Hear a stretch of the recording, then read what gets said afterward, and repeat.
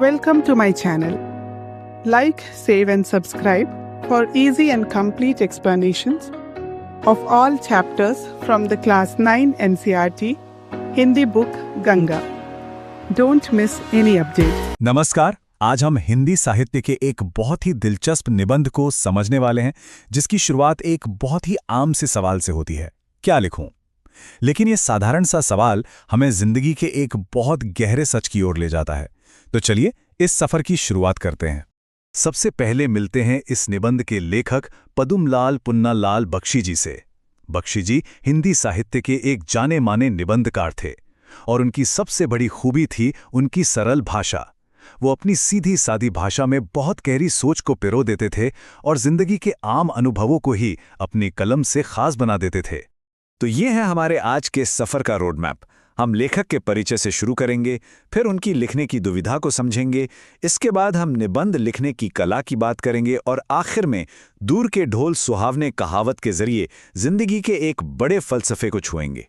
हमारी कहानी एक ऐसी समस्या से शुरू होती है जिसका सामना हर लिखने वाले ने, हर सोचने वाले इंसान ने कभी ना कभी तो जरूर किया है। और ये रहा वो सवाल जो इस पूरे निबंध की जान है, क्या लिखूं? सुनने में कितना आसान लगता है ना, पर यही सवाल कभी कभी किसी भी लेखक को एकदम रोक देता है और सोचने पर मजबूर कर देता है कि भाई शुरू करें तो कहां से करें। बख्शी जी कहते हैं कि वो अपनी इस मुश्किल में अकेले नहीं हैं। वो ए.जी. गार्डनर जैसे महान लेखकों का जिक्र करते हुए बताते हैं कि लिखने के लिए ना एक खास दिमागी हालत, एक खास मूड चाहिए होता है। ये सिर्फ शब्द जोड़ने की बात नहीं है, बल्कि उस सही मानसिक स्थिति को पाने का एक संघर्ष है जहां से विचार निकलते हैं। तो अब लेखक के सामने दो विषय रखे जाते हैं। पहला है दूर के ढोल सुहावने और दूसरा है समाज सुधार। उन्हें इन दोनों में से किसी एक को चुनना है और अपनी लिखने की इस दुविधा से बाहर निकलना है। लेकिन देखिए, किसी विषय को चुनने से भी पहले बख्शी जी एक कदम पीछे हटते हैं और यहीं से ये निबंध बहुत दिलचस्प हो जाता है। वो निबंध लिखने की कला का ही विश्लेषण करने लगते हैं। वो कहते हैं कि किसी भी अच्छे निबंध के दो बुनियादी हिस्से होते हैं। पहला है सामग्री, यानी कि क्या कहना है, आपके विचार, आपका कंटेंट। और दूसरा है शैली, यानी आप उसे कहेंगे कैसे, आपका अंदाज क्या होगा। और ये बहुत मज़ेदार है कि वो क्या और कैसे को बिल्कुल अलग अलग करके देखते हैं। अगर सामग्री निबंध का शरीर है तो शैली उसकी आत्मा है जो उसमें जान डालती है, उसे पढ़ने लायक बनाती है। तो चलिए अब लिखने की कला से आगे बढ़कर निबंध के सबसे गहरे हिस्से में चलते हैं, जहां बात सिर्फ लिखने की नहीं बल्कि जिंदगी की होने लगती है। दूर के ढोल सुहावने, हम सबने ये कहावत सुनी है ना? पर यह सिर्फ एक कहावत नहीं है, ये इंसानी फितरत को समझने की ये चाबी है। इसका सीधा सा मतलब है कि जो चीजें हमसे दूर होती हैं वो हमें ज्यादा अच्छी लगती हैं, चाहे वो दूरी जगह की हो या फिर समय की। और देखिए, ये कितनी बढ़िया तरीके से उस फर्क को समझाता है जिसके बारे में लेखक बात कर रहे हैं। सोचिए, पास से ढोल की आवाज कितनी कर्कश होती है, कानों में चुभती है, पर वही आवाज दूर से आए तो कितनी मीठी, कितनी सुहानी लगती है। तो सवाल यह है कि यह बात हमारी जिंदगी पर कैसे लागू होती है। जरा सोचिए, अक्सर बड़े बुजुर्गों को अपना बीता हुआ कल कितना सुनहरा लगता है, हमारे जमाने में तो। और वही नौजवानों के लिए आने वाला कल सपनों से भरा होता है। दोनों ही मामलों में जो चीज दूर है, अतीत या भविष्य, वही ज्यादा लुभावनी लग रही है।